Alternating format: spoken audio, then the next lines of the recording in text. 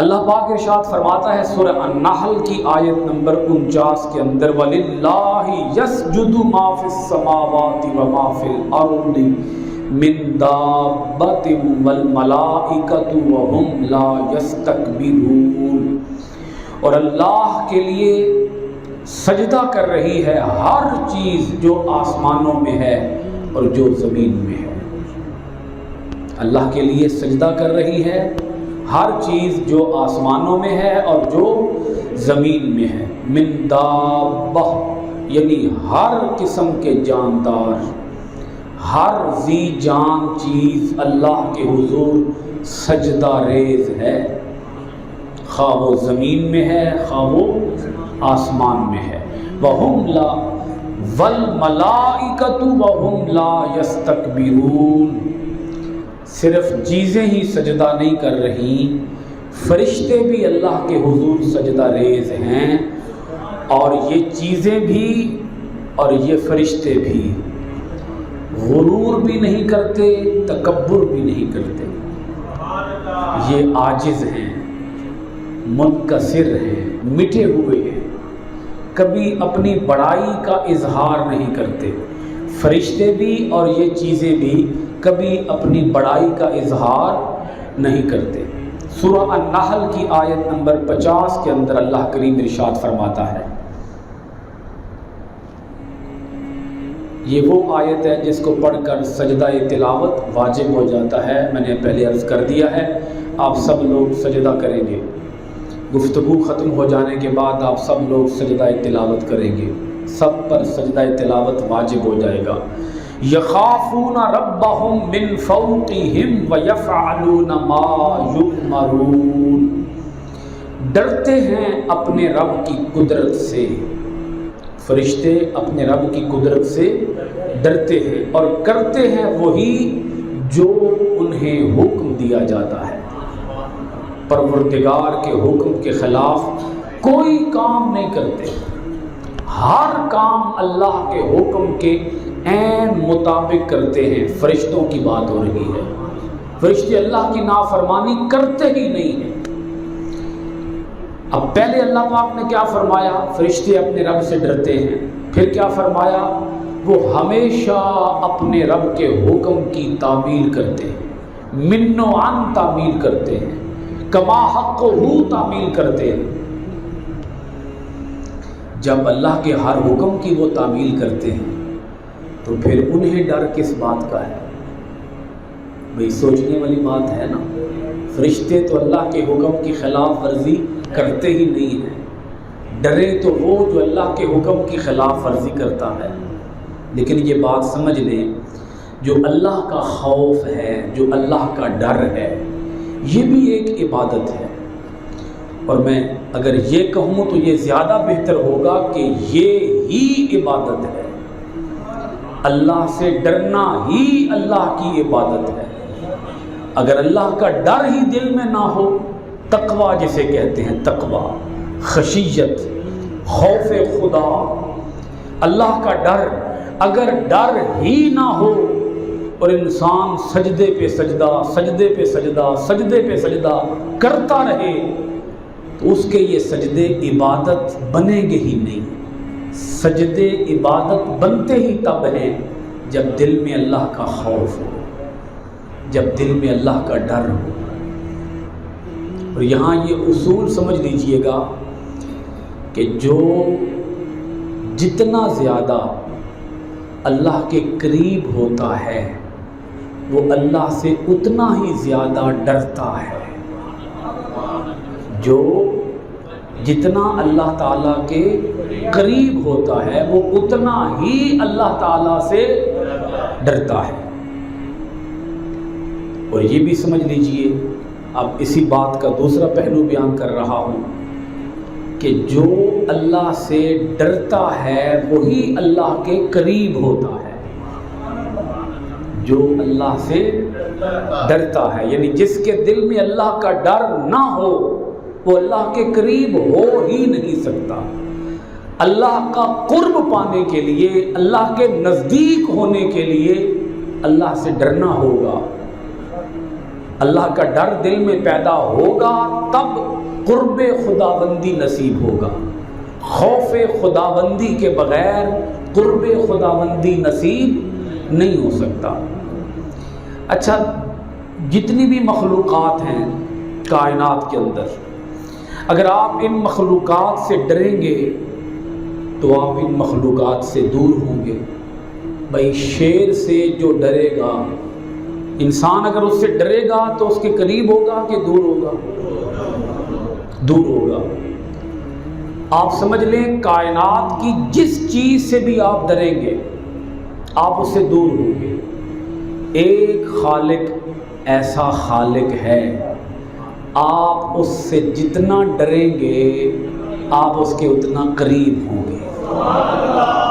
اللہ کا ڈر انسان کو اللہ سے دور نہیں کرتا، اللہ کے قریب کر دیتا ہے.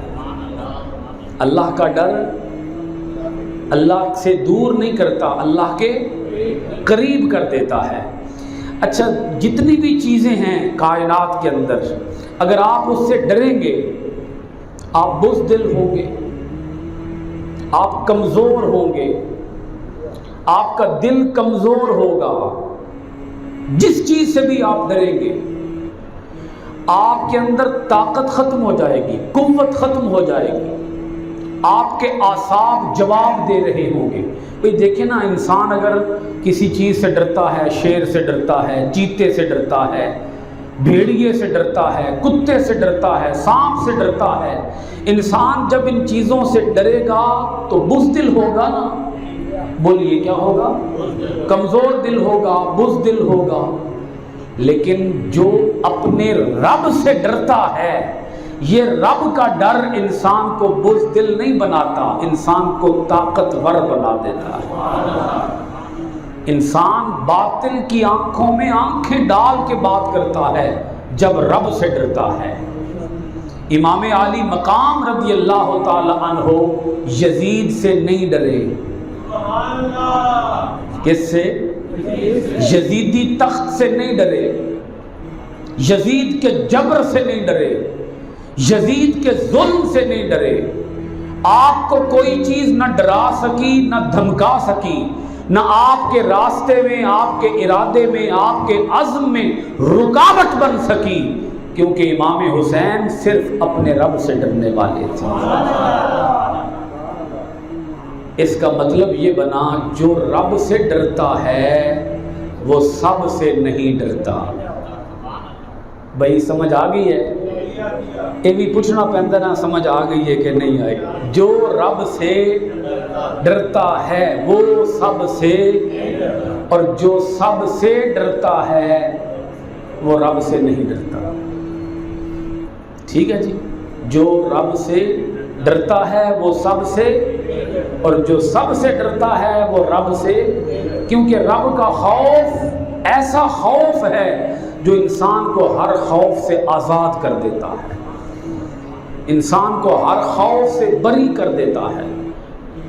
ہزار خوف ہو لیکن زبان ہے دل کی رفیق، ہزار خوف ہو لیکن زبان ہے دل کی رفیق. ازل سے یہی رہا ہے قلندروں کا طریق، ازل سے یہی رہا ہے قلندروں کا طریق. بھئی جو رب سے ڈرتا ہے نا وہ تو پھر شیر ہوتا ہے، شیر. وہ جری ہوتا ہے، وہ بہادر ہوتا ہے، وہ اپنے پاؤں کے اوپر کھڑا ہوتا ہے. اسے دنیا کی کسی طاقت سے، کسی قوت سے ڈر نہیں لگتا. اور یہاں اگر میں یہ کہوں تو شاید غلط نہیں ہوگا کہ انسان جس چیز سے ڈرتا ہے وہ اس کا معبود ہوتا ہے. انسان جس چیز سے وہ اس کا معبود ہوتا ہے. میں تھوڑی سی اس کی وضاحت مزید کروں گا. اس جملے کو ذرا ذہن کے اندر پکا لیں، آگے چل کے آپ کو کام آئے گا. انسان جس چیز سے ڈرتا ہے وہ اس کا معبود ہوتا ہے. اللہ پاک ارشاد فرماتا ہے سورہ النحل کی آیت نمبر 51 کے اندر، وَقَالَ اللَّهُ لَا تَتَّخِذُوا إِلَٰهَيْنِ اثْنَيْنِ إِنَّمَا هُوَ إِلَٰهٌ وَاحِدٌ فَإِيَّايَ فَارْهَبُونَ، اور اللہ تعالیٰ نے فرمایا نہ بناؤ دو خدا، اللہ تو صرف ایک ہی ہے، معبود تو صرف ایک ہی ہے، لہٰذا تم دو معبود نہ بناؤ، دو خدا نہ بناؤ، دو الہ نہ بناؤ، الہ ایک ہے۔ فَإِيَّايَ فَارْهَبُونَ، بس صرف مجھ ہی سے ڈرو۔ اب یہاں اللہ پاک نے دو باتیں اکٹھی کر دی، ایک پہلے یہ فرمایا کہ معبود صرف ایک ہے، آگے فرمایا صرف مجھ سے ڈرو۔ اب ان دونوں باتوں کو جب آپ اکٹھا کر کے نتیجہ نکالیں گے تو نتیجہ کیا نکلے گا؟ وہ جو میں پہلے بات کر چکا ہوں کہ جس سے انسان ڈرتا ہے وہ کیا ہوتا ہے؟ معبود ہوتا ہے۔ معبود ہوتا ہی وہ ہے جس سے انسان ڈرتا ہے۔ وہ معبود کیسا ہے جس سے انسان ڈرتا نہ ہو؟ نہیں سمجھ آئی؟ وہ معبود کیسا ہے؟ وہ کوئی معبود ہے جس سے انسان ڈرتا ہی نہ ہو؟ ڈرتا تو انسان صرف معبود سے ہے، اور جس سے ڈر گیا اس کا مطلب یہ ہے کہ اس نے اس کو اپنا معبود مان لیا ہے۔ زلیخا تھی نا، زلیخا، اس نے جب حضرت یوسف علیہ السلام کو برائی کی دعوت دی تھی نا، عالیشان کمرہ تھا وہ، عالیشان حجرہ تھا وہ، عالیشان تخت تھا وہ، چاروں طرف سے کمرہ بند ہے اور عالیشان دیواروں کے اوپر پردے لٹک رہے تھے، اور زلیخا کے بیڈ کے پاس ایک چیز پڑی تھی، اس کے اوپر پردہ سا تھا، کپڑا سا تھا۔ تو حضرت یوسف علیہ السلام نے زلیخا سے پوچھا کہ یہ کیا ہے؟ یہ کس چیز کے اوپر تم نے پردہ دے رکھا ہے، کپڑا دے رکھا ہے؟ تو زلیخا نے کہا کہ یہ میرا خدا ہے، استغفر اللہ معاذ اللہ، یہ میرا خدا ہے۔ یوسف علیہ السلام نے پوچھا کہ اس کے اوپر پردہ کیوں دے رکھا ہے؟ اپنے خدا کے اوپر، اس اپنے بت کے اوپر؟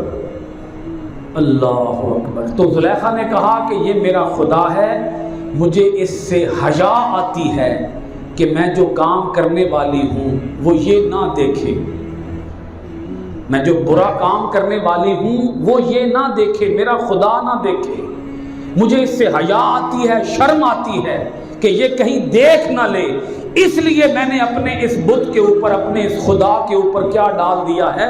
پردہ ڈال دیا ہے۔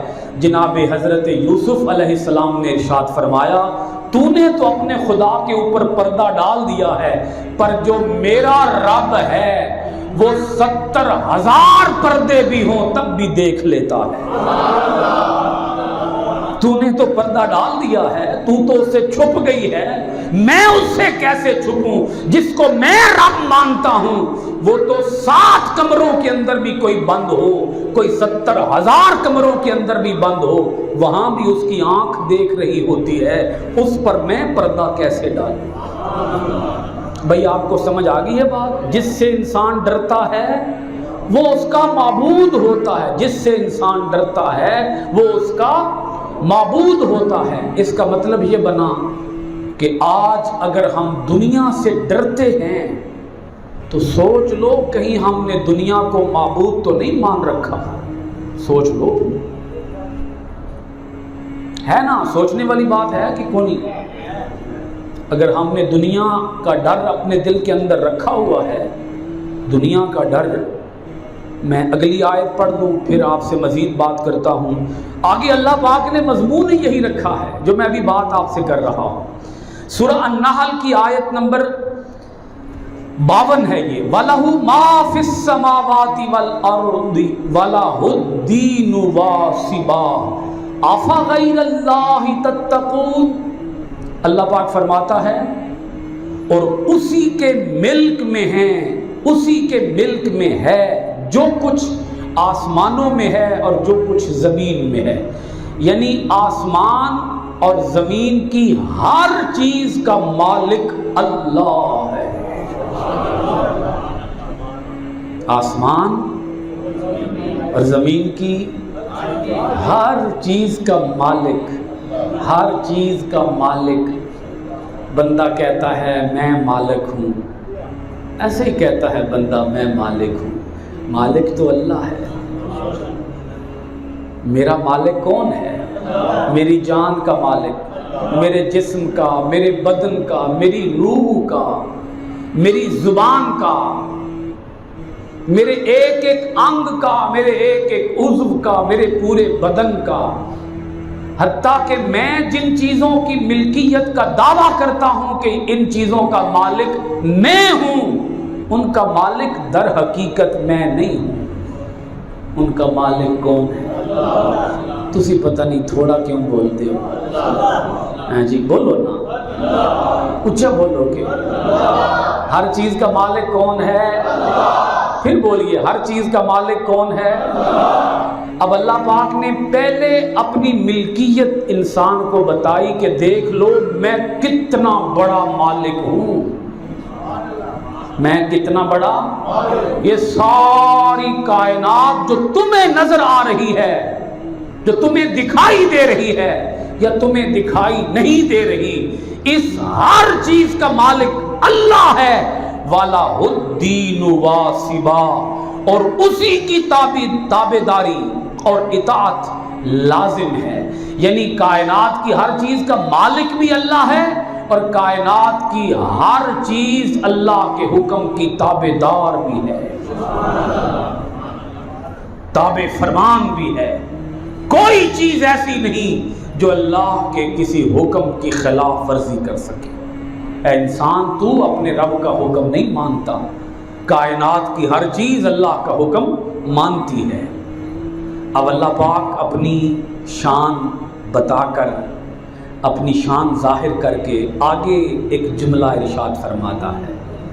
یہاں دو اللہ پاک نے اپنی شانیں بیان کی ہیں، ایک ہر چیز کا مالک اللہ ہے اور دوسرا ہر چیز اللہ کے حکم کی تابعدار ہے۔ پھر اللہ پاک نے انسان کو مخاطب کیا اور انسان کو مخاطب کر کے کہا افغیر اللہ تتقون، تو کیا اللہ کے سوا تم غیروں سے ڈرتے ہو؟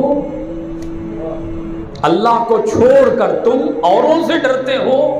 ڈرنا تو صرف اللہ سے چاہیے، کیونکہ ہر چیز کا مالک بھی وہی ہے، ہر چیز اسی کی تابعدار بھی ہے، تو ڈرنا تو صرف اس ایک سے چاہیے۔ اور تم ہو کہ اللہ سے نہیں ڈرتے ہو، باقی سب سے ڈرتے ہو، حالانکہ ہر چیز اللہ کی ملک میں ہے اور ہر چیز اللہ کے حکم کی تابعدار ہے۔ تو تم اگر اللہ سے ڈرنا شروع کر دو گے تو کائنات کی ہر چیز تم سے ڈرنا شروع کر دے گی۔ تم کیا ہو؟ اللہ پاک انسان کو فرماتا ہے تم کیا ہو؟ تمہارے اندر عقل بھی ہے، شعور بھی ہے، فہم و فراست بھی ہے، ڈرنا تو صرف اللہ سے چاہیے اور تم اللہ کو چھوڑ کر اور چیزوں سے ڈرتے ہو۔ بھئی دیکھیں، آج انسان کو دنیا کا ڈر ہے، کس کا؟ اللہ کا ڈر نہیں ہے، دنیا کا ڈر ہے۔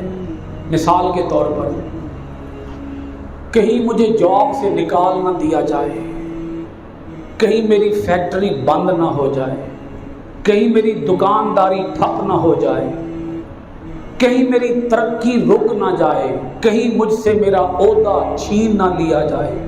ڈرتا ہے انسان کہ نہیں ڈرتا؟ انسان تو اس بات سے بھی ڈرتا ہے کہ کہیں میں دین پر عمل کروں تو معاشرے کے اندر ذلت اور رسوائی کا سامنا نہ کرنا پڑ جائے۔ کئی لوگ ایسے ہیں جن کا اندر من کرتا ہے کہ میں داڑھی رکھ لوں، امامہ شریف باندھ لوں، لیکن وہ کہتے ہیں نہیں، رشتہ ہی نہیں ملے گا۔ یہ بھی ایک ڈر ہے، یہ بھی ایک خوف ہے، کوئی مجھے رشتہ ہی نہیں دے گا، معاشرے کے اندر مجھے تانے سننے پڑیں گے، گالیاں سننی پڑیں گی، معاشرے کے اندر مجھے پتھر کھانے پڑیں گے اگر میں دین کے راستے پر چلوں گا۔ بھائی کئی لوگ ایسے ہیں نا جو ملاوٹ کرتے ہیں، دو نمبری کرتے ہیں، دھوکہ دیتے ہیں، جھوٹ بولتے ہیں، کم تولتے ہیں، کیوں بھلا؟ دنیا بنانے کے لیے۔ کیا اگر اللہ کا تھوڑا سا بھی ڈر انسان کے اندر ہو، انسان ملاوٹ بھی نہ کرے، انسان دھوکہ بھی نہ دے، انسان کم بھی نہ تولے، تھوڑا سا بھی ڈر اگر ہو اللہ کا ڈر ہی نہیں ہے۔ جب اللہ کا ڈر ہی نہیں ہوگا تو انسان پھر ہزار گناہ کرے گا، اس کے لیے گناہ کرنا بڑا آسان ہو جائے گا، معمولی ہو جائے گا۔ لوگ دنیا کو خوش کر لیتے ہیں، اللہ کو ناراض کر دیتے ہیں۔ بھائی سمجھ آ رہی ہے میری بات؟ لوگ دنیا کو خوش کرتے ہیں اور اللہ کو کیا کر دیتے ہیں؟ ناراض۔ اللہ کے رسول کو ناراض کر لیتے ہیں، اپنی آخرت تباہ کر لیتے ہیں۔ آخرت دنیا کو راضی کرنے کے لیے وہ کہتے ہیں نا، دنیا کا سب سے بڑا روگ، دنیا کا، بول لینا میرے ساتھ، آپ بھی بول لیں، دنیا کا سب سے بڑا روگ، دنیا کا سب سے بڑا روگ کیا کہیں گے لوگ۔ مسئلہ یہ ہے، صرف مسئلہ یہ ہے، میں نے اگر اپنے بچے کو دینی ادارے کے اندر داخل کرا دیا، لوگ کیا کہیں گے؟ میں نے اگر اپنے بچے کو حافظ قرآن بنانا شروع کر دیا، لوگ کیا کہیں گے؟ میں نے اگر اپنی بیٹی کو باپردہ بنا دیا، لوگ کیا کہیں گے؟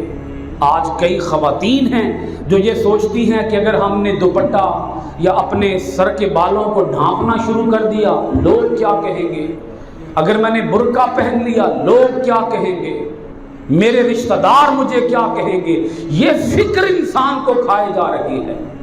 آپ یقین جانیں، انسان سے نا بعض اوقات یہ سوال ہوتا ہے، آپ کے بھی رشتہ دار ہیں، دوست احباب ہیں، عزیز و اقارب ہیں، وہ آپ سے پوچھتے ہوں گے تسی اج تک کی بنایا ہے؟